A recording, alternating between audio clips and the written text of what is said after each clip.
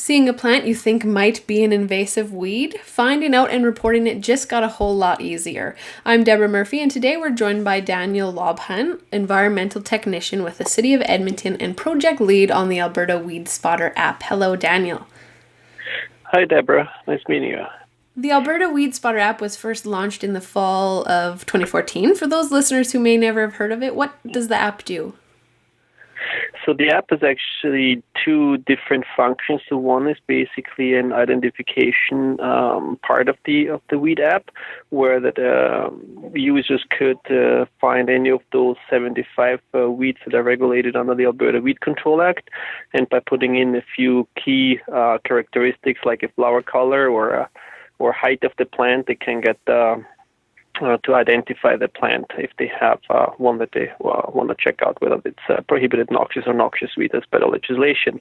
And the second part is that it actually allows as well any weeds to be reported to our database, and that information will then be used for weed management purposes. So is it pretty easy for people who don't know much about plant terminology in order to figure out what the plant is? Yeah, we try to make it as easy as possible. Like wherever there is a few technical terms, we have put in illustrations so that it's fairly clear what we are kind of asking. But it's not a lot information that need to be put in. You can just also just sort the species by flower color, for example, which should be fairly easy to do for most of the population. So. Yeah, there's not really much knowledge, I guess, needed in terms of knowledge in botany or vegetation science or anything like that. How many people have downloaded it so far? So I checked this morning, actually, and we have 9,000 people having downloaded the app. So it's kind of really great number for having it on the market, I guess, for 2 years, yeah. And do you think most of those people are within the City of Edmonton? Probably most of the media attention that we got was around Edmonton area. I know that Alberta Agriculture, the weed specialist there, when she gives weed schools and weed ID sessions, she mentions it as well. But I assume that most of them are in Edmonton area. Not to say that it's not useful for any other areas in the province. As I said, it covers all the 75 species that are provincially regulated, so it's not a tool that's necessarily only useful in Edmonton. It's really for the whole province. So how do you end up sharing the information that's gathered outside of Edmonton in order to see quick responses? Yeah, so what we're planning to do is to create a little bit of a network of weed managers throughout the province. And I currently manage the database, and whenever I get information like a record or a report of a species that's outside of our jurisdictions, I would then send the information on to that responsible weed manager in that area.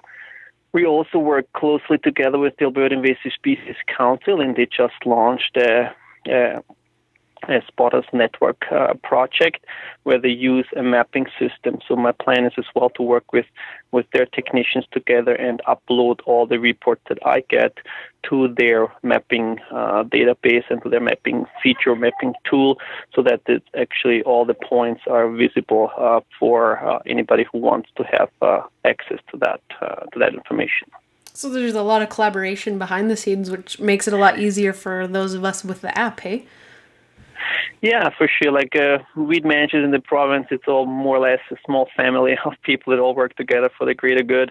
We all try to keep the province as weed-free as possible, or target weed species when we deem necessary. So yeah, it's all a very collaborative approach throughout the province, I would say. Are you getting a lot of participation from those 9,000 downloads? We have up to date roughly 700 reports. And they are mixed between public and our own folks use it as well, like our City of Edmonton vegetation management team. They have monitoring teams going out, so they use it as well. So overall, we got 700 reports, which is kind of a nice number, I would think. Yeah, and have they been pretty accurate so far? Yeah, there were a few glitches in the past, I guess, when you're in the understory and whatnot, then it's maybe a little bit tougher to get a good GPS location. But we just added a new feature to the app actually for this season, where people can double check whether the location they're about to send in is accurate, and if not, then they can move the pin to the actual location. So we adjusted that a little bit to get even more accuracy. But overall, it's sufficient enough for weed managers to take those reports that come in with the app and go out and find the weed and then take appropriate actions.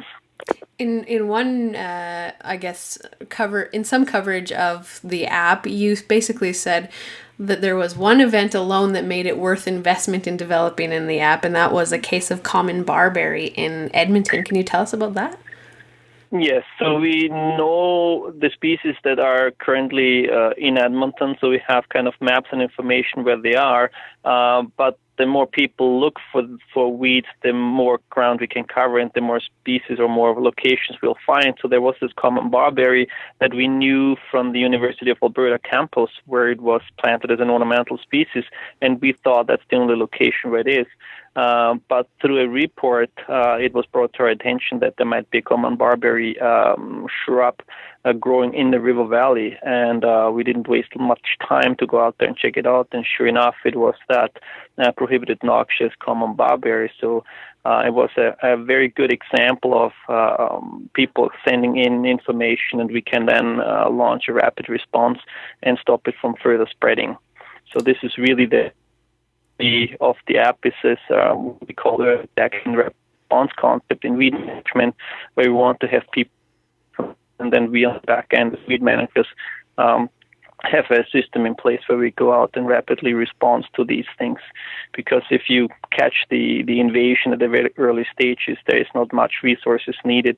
But when you wait or when you miss kind of the first plants in coming into a country to in a location and they grow to large populations, then that's where the costs increase and where management efforts gets really out of hand.